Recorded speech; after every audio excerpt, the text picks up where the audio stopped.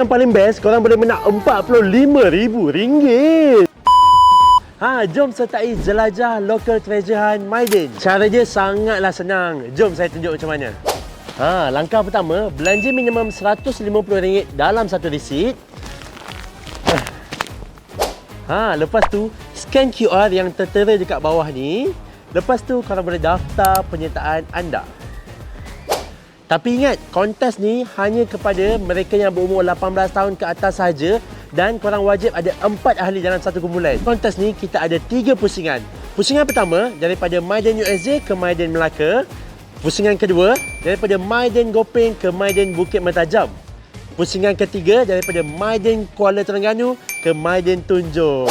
Sepanjang permainan ini, anda akan diuji dengan ketangkasan, cara berfikir dan cara untuk menyelesaikan masalah. Tunggu apa lagi? Belanja RM150 sahaja dalam satu resit dekat Mydin, okey? Bye!